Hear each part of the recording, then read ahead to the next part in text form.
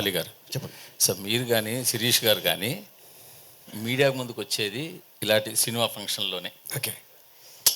మిగతా మీ మీ బిజీలో ఉంటారు, షూటింగ్స్లో ఉంటారు.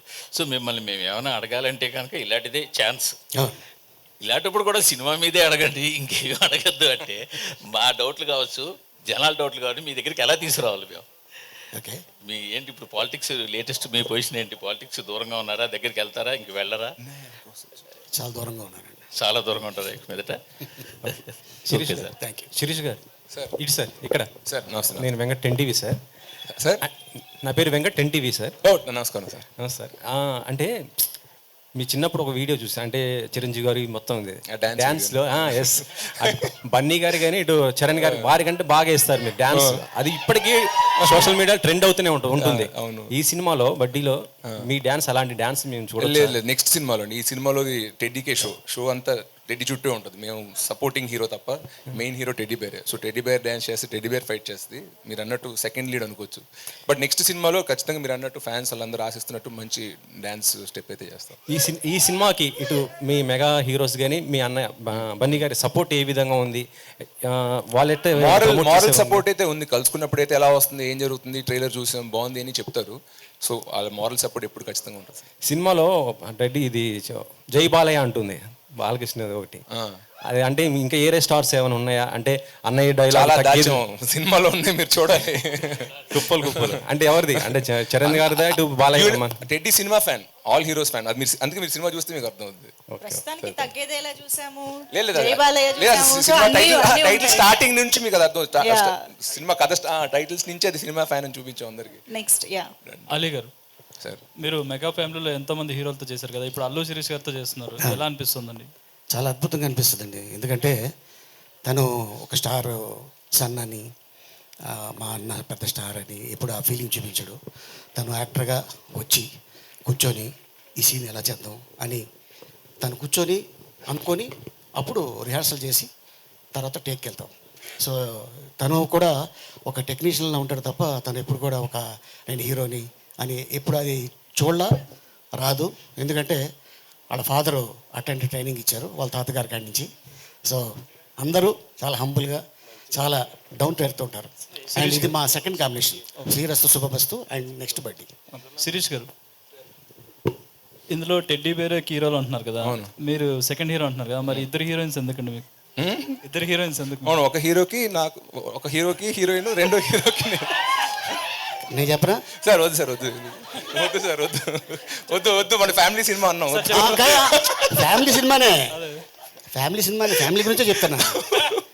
ఒక అమ్మాయి పైలట్, ఒక అమ్మాయి వైలెంట్ కాదు ఎయిర్ హోస్టర్.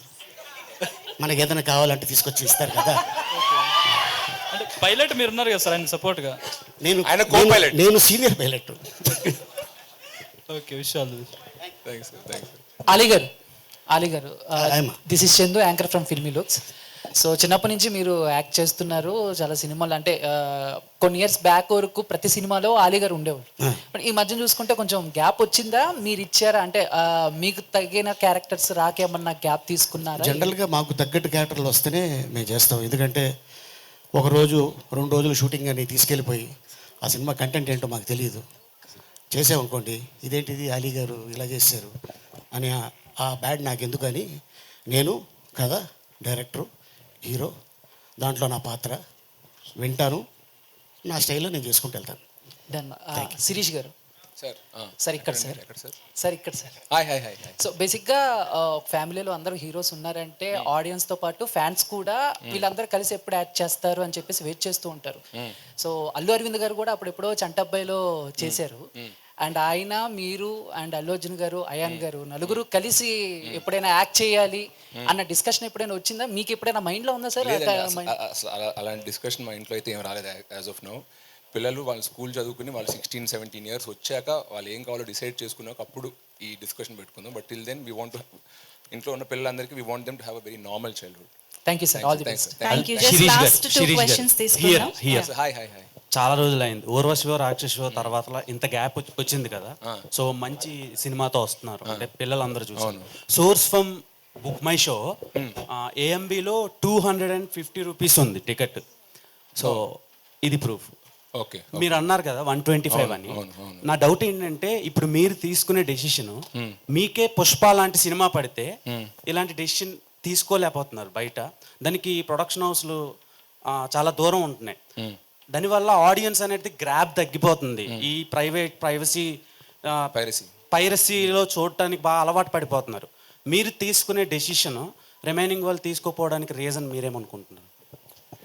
అందరూ ఒక సిస్టమ్ వర్కౌట్ అవుతుందంటే మనం ఎందుకు దానికి వెళ్ళడం, ఎందుకు ఎదురెళ్ళేది కొత్త ట్రై చేయడం, రిస్క్ అవ్వచ్చేమో, బ్యాక్ ఫైర్ అవ్వచ్చేమో, అదే మనం రెగ్యులర్ టికెట్లే పెట్టుకుంటే మనకి ఇంకా ఎక్కువ వచ్చేదేమో అన్న ఫీలింగ్ ఉండొచ్చు. దానివల్ల ఎవరో ఒకళ్ళు ఒక ముందడుగు తీసుకుని దానికి అది సక్సెస్ అవ్వచ్చు, అవ్వకపోవచ్చు, బట్ ట్రై చేస్తేనే దాని నుంచి రిజల్ట్ వస్తుంది. సో ఆ ఇనిషియేటివ్ నేను తీసుకుందాం అనుకున్నా, వర్కౌట్ అవుతుందని నేను ఆశిస్తున్నాను. మీలానే అందరూ అన్ని ప్రొడక్షన్స్ అండ్ హీరోలు తీసుకోవాలని కోరుకుంటున్నామండి. ఖచ్చితంగా ఆడియన్స్ తరపున ఆ డిసిషన్ వాళ్ళు తీసుకోవాలని నేను కూడా కోరుకుంటున్నాను. ఎందుకంటే మన అన్ని ఇండస్ట్రీస్లోనూ మోస్ట్ సినిమా క్రేజీ ఆడియన్స్ అంటే మన తెలుగు వాళ్ళే.